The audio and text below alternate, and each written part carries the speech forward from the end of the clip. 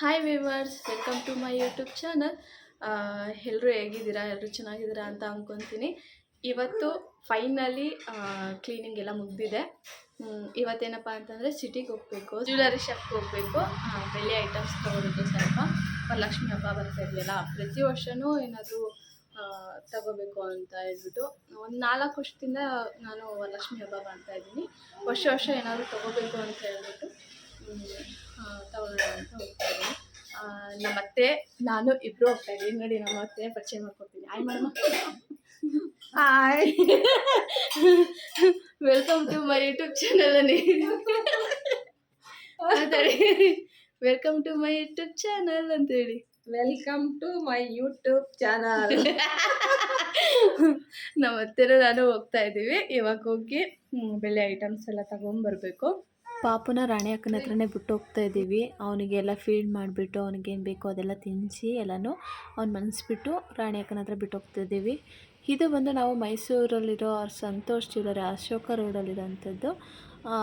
ನಾವು ಯಾವಾಗಲೂ ಕೂಡ ಚಿನ್ನ ಬೆಳ್ಳಿ ತೊಗೋಬೇಕು ಅಂತಂದರೆ ಈ ಜ್ಯುವೆಲರಿ ಶಾಪ್ಗೆ ಬರ್ತೀವಿ. ನನಗೆ ಇಲ್ಲೇ ಇಷ್ಟ ಆಗೋದು, ಬೇರೆ ಕಡೆಯಲ್ಲಿ ಹೋದರೂ ಅಷ್ಟು ನನಗೆ ಇಷ್ಟ ಆಗೋಲ್ಲ. ಇಲ್ಲಿ ತುಂಬ ಚೆನ್ನಾಗಿ ಡಿಸೈನ್ ಮತ್ತು ಕಲೆಕ್ಷನ್ ತುಂಬ ಚೆನ್ನಾಗಿ ಸಿಗುತ್ತೆ. ಹಾಗಾಗಿ ನಾನು ಸಂತೋಷ್ ಜ್ಯುವೆಲರಿನೇ ಚಾಯ್ಸ್ ಮಾಡೋದು ಯಾವಾಗ್ಲೂ.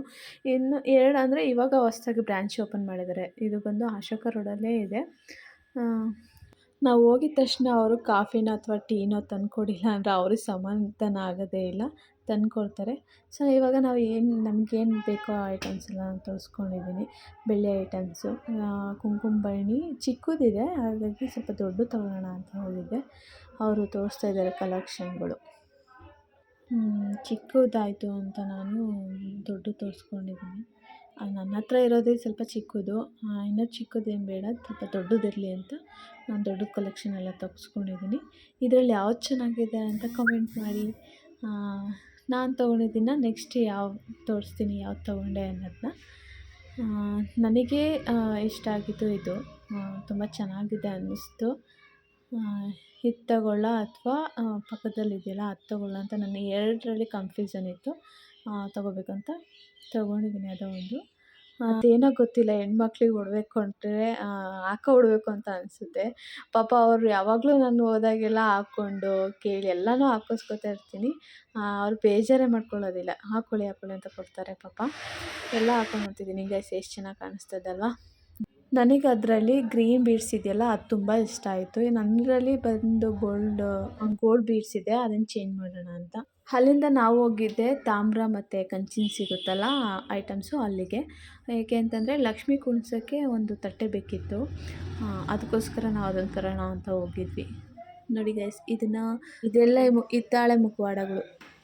ನಾವು ಅಲ್ಲಿಂದ ಚಿಕನ್ ಅಂಗಡಿಗೆ ಬಂದ್ವಿ. ಏಕೆಂತಂದರೆ ವೈಭವ್ ನನಗೆ ಬಿರಿಯಾನಿ ಬೇಕು ಅಂತ ಹೇಳ್ತಾ ಇದ್ದ. ಅವ್ರ ಅಮ್ಮಂಗೆ ದಿನ ಇದು ಮಾಡ್ತಾಯಿದ್ದ, ನನಗೆ ಅಮ್ಮಮ್ಮ ಬಿರಿಯಾನಿ ಮಾಡಿಕೊಡಿ ಅಂತ.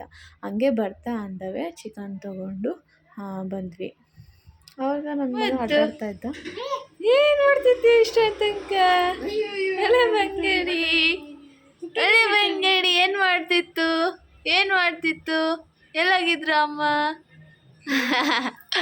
ಪೋಲೆ ಬಂಗಾರ. ಸದ್ಯ ಅವನು ಅಳ್ತಾ ಇರಲಿಲ್ಲ, ಆಗ್ತಾನೆ ಇದ್ದು ಆಟ ಆಡ್ತಾ ಇದ್ದ. ನಾನೇನು ಎದ್ಬಿಟ್ಟು ತುಂಬ ಅಳ್ತಿರ್ತಾನೇನೋ ಅಂತ ಅಂದ್ಕೊಂಡಿದ್ದೆ. ಇಲ್ಲ, ಸದ್ಯ ನನಗೆ ಅಳ್ತಾ ಇರಲಿಲ್ಲ. ಅವನಿಗೇನಾದರೂ ತಿನ್ನಿಸೋಣ ಅಂತ ಹೇಳ್ಬಿಟ್ಟು ಕ್ಯಾರೆಟು ಮತ್ತು ಅಕ್ಕಿ, ಒಂಚೂರು ಬೇಳೆ, ಅದನ್ನೆಲ್ಲ ವಾಶ್ ಮಾಡ್ಕೊಂಡಾದ್ಮೇಲೆ ಒಂಚೂರು ಜೀರಿಗೆ ಹಾಕಿ ನಾನು ಒಂದು 5 ವಿಶಿಲು ಕೂಗಿಸ್ಕೊಡ್ತೀನಿ ಅವನಿಗೆ. ಮಧ್ಯಾಹ್ನದಷ್ಟೇ ಎಲ್ಲಾದರೂ ಒಂದೊಂದು ಸಲ ತಿನ್ನಿಸ್ತೀನಿ ಇದು ರೆಸಿಪಿ. ಒಂದೊಂದು ಟೈಮು ಬೀನ್ಸು ಮತ್ತು ಕ್ಯಾರೆಟ್ ಹಾಕಿ ಮಾಡ್ತೀನಿ, ಒಂದೊಂದು ಟೈಮ್ ಈ ಥರನೂ ಮಾಡ್ತೀನಿ.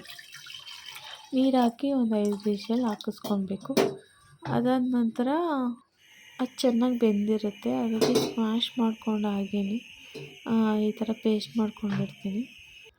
ಅದಕ್ಕೆ ಸ್ವಲ್ಪ ಒಂದು ಚಿಟಿಕೆ ಉಪ್ಪು ಹಾಕ್ಕೊಂಡು, 1 ಸ್ಪೂನ್ ತುಪ್ಪ ಹಾಕ್ಕೊಂಡು ನಾನು ಮಧ್ಯಾಹ್ನ ತಿನ್ನಿಸ್ತೀನಿ. ಅದಾದಮೇಲೆ ಬಿರಿಯಾನಿ ಮಾಡೋದು ಸ್ಟಾರ್ಟ್ ಮಾಡಿದ್ವಿ. ಇದಕ್ಕೆ ನಮ್ಮ ಅತ್ತೆ ತುಂಬ ಚೆನ್ನಾಗಿ ಬಿರಿಯಾನಿ ಮಾಡ್ತಾರೆ. ಇದು ರೆಸಿಪಿ ಕುಕ್ಕಿಂಗ್ ವಿಡಿಯೋ ಬೇಕು ಅಂತಂದರೆ ಕಮೆಂಟ್ ಮಾಡಿ, ಕುಕ್ಕಿಂಗ್ ವಿಡಿಯೋ ಮಾಡಿಕೊಡ್ತೀನಿ. ನಮ್ಮ ಅತ್ತೆ ತುಂಬ ಚೆನ್ನಾಗಿ ಅಡುಗೆ ಮಾಡ್ತಾರೆ. ಸೊ ಫೈನಲಿ ಚಿಕನ್ ಬಿರಿಯಾನಿ ಆಯಿತು.